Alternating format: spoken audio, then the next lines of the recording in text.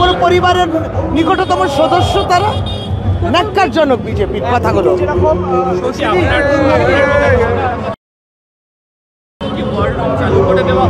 আমাদের বিধানসভা অঞ্চলে আমি যেহেতু আমার নিজের বিধানসভাতে থাকিও, সেইখানে আমার এই ওয়ার রুমটা খোলা হয়েছে। ইতিমধ্যে সকাল থেকে সমস্ত বিএলও 2 মুভমেন্ট সবই হচ্ছে। মানুষও আমাদের সহায়তা ডেস্কগুলোতে আসছেন সহযোগিতার কামনায় এবং বোঝার চেষ্টার জন্য। কিন্তু পরিষ্কার বোঝা যাচ্ছে যে মানুষকে হেনস্থা করা হচ্ছে। এত ভ্যাবাচাকা তারা খেয়ে গেছে যে যেভাবে গত বছর ভোট দিয়েছিলাম আবার কেন।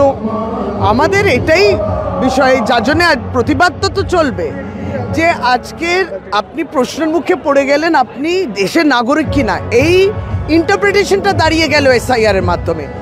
যদি ভোট সংশোধনের কাজ থাকতো আমাদের কোনো অসুবিধাই ছিল না। মৃত ভোটার আমরাও বাদ দিতে চাই, শিফটেড ভোটারও আমরা বাদ দিতে চাই, কিন্তু তারা যেভাবে বিষয়টাকে স্ক্রিপ্ট রচনা করেছেন, তার মধ্যে রাজনৈতিক দল রয়েছে, তাতে মানুষ কিন্তু সত্যি ভাবছেন আমি দেশের নাগরিক কিনা আমায় প্রমাণ করতে হবে।